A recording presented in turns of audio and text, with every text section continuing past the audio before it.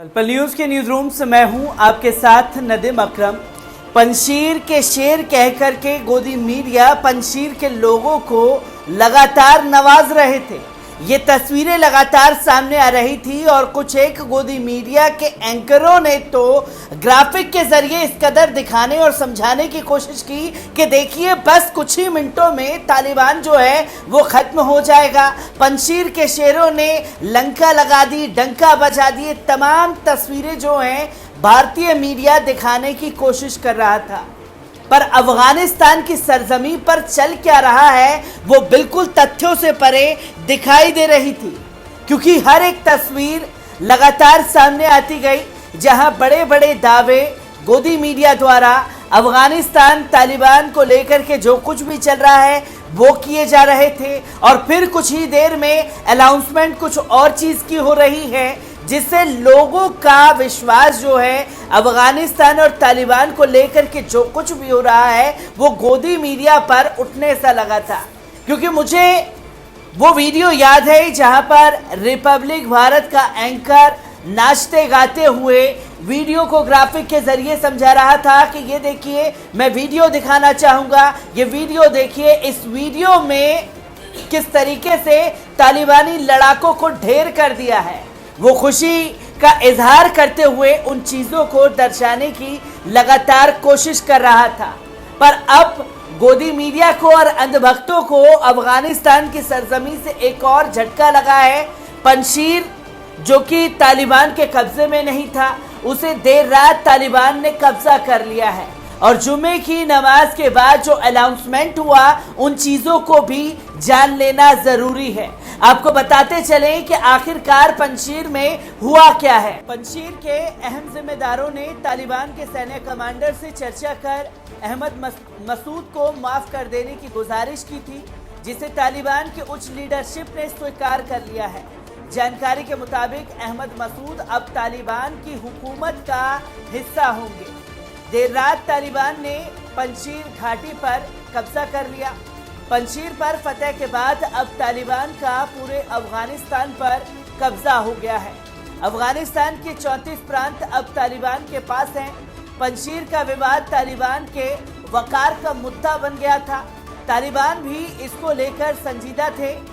वे इस मसले को लंबे वक्त तक खींचना नहीं चाहते थे, और वही जुम्मे के दिन तालिबान की तरफ से हुकूमत का ऐलान होना था।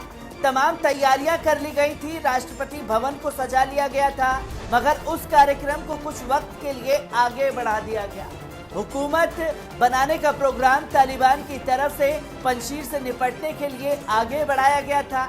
तो वहीं जुम्मे के दिन तालिबान की तरफ से हुकूमत का ऐलान होते ही तमाम तस्वीरें क्लियर हो गई, जहां ऐलान हुआ कि पंजशीर पर हमारा कब्जा हो चुका है। माफ़ी का ऐलान किया गया था और तालिबान ने एक बार फिर तमाम लोगों को पंजशीर के माफ़ करते हुए अपनी तस्वीरों को दुनिया के सामने रख दिया।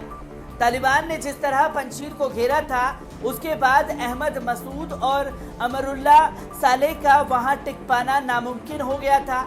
चारों तरफ से जो घेराबंदी की गई थी, उसकी वजह से विद्रोहियों को मिलने वाली विदेशी मदद पूरी तरह रुक गई थी। तालिबान ने पंजशीर घाटी में इंटरनेट कट कर दिया था और बिजली बंद कर दी थी। पंजशीर से मिली खबरों के मुताबिक कुछ जगहों पर अभी भी फायरिंग जारी है। दोनों तरफ से लोगों की मौतें होने की खबरें सामने आ रही हैं। इसी बीच खबर आ रही है कि अमरुल्ला सालेह अपने बेटे के साथ तजाकिस्तान फरार हो गए हैं, जबकि अहमद मसूद ने तालिबान के साथ मिलकर काम करने का इरादा कर लिया है। आपको बता दें कि अफगानिस्तान की पंजशीर घाटी पर तालिबान का पूरी तरह से कब्जा हो गया है। पंजशीर की फतह की खबर मिलने के बाद काबुल की सड़कों पर जश्न का माहौल है।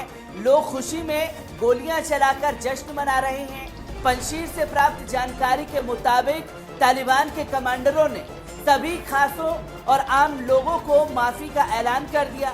तालिबान के कमांडर हाथों में माइक लेकर शहर शहर ऐलान कर रहे हैं, सभी को सुरक्षा का भरोसा दे रहे हैं।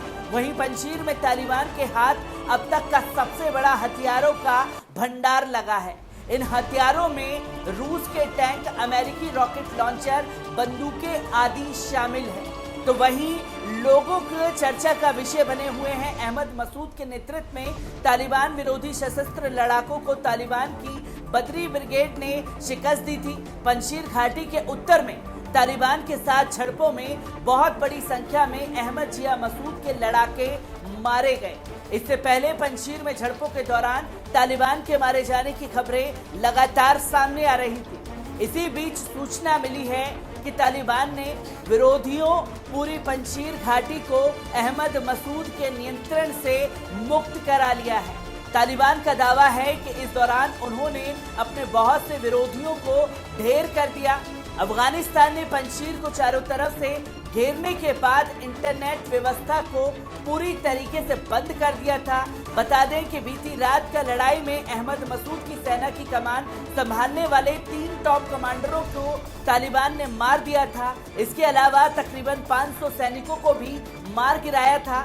साथ ही 40 से ज्यादा विरोधी लड़ाकों को पकड़ लिया गया था। इनमें से तहरीक तालिबान के भी उनके लोग शामिल थे, जिनके कब्जे में बड़ी तादाद में AK-47 राइफल बरामद की गई थी। ये तस्वीरें लगातार पंजशीर से सामने आई, पर पंजशीर से आती हुई तस्वीरों पर अब गोदी मीडिया बात करना नहीं चाहता। जहां तालिबान को एक बड़ी कामयाबी पंजशीर फतह करने की मिली है, क्योंकि इससे पहले भी ऐलान कर दिया गया था तालिबान के लीडरों द्वारा कि जहां हम 20 साल तक लगातार जंग लड़ते रहे अमेरिका से, जब अमेरिका हमारे सामने 20 साल तक नहीं टिक पाया, तो किस तरीके से बेबुनियाद खबरों को प्रसारित किया जा रहा है और हमारे लोगों को ही हमसे लड़ने के लिए मजबूर करा रहे हैं। ये किस तरीके का दोगला रवैया इंटरनेशनल मीडिया द्वारा अपनाया जा रहा है। जहां 20 साल हमारे सामने अमेरिकी सैनिक नहीं टिक पाए, तो कुछ ही घंटों का काम है पंजशीर पर फतह करना। हम नहीं चाहते कि हिंसा हो, और अगर हिंसा के लिए सामने से उकसाया जाएगा तो हम मुंहतोड़ जवाब इसका लगातार देते रहेंगे। ये तस्वीरें तालिबान की तरफ से लगातार क्लियर करती रही, और क्लियर होते ही इन तस्वीरों पर अहमद मसूद ने सरेंडर कर दिया, और पंजशीर के शेर कहकर के जिसे इंटरनेशनल मीडिया लगातार नवाज रहा था, वो तजाकिस्तान फरार हो गए पंजशीर की जनता को धरातल पर छोड़ करके।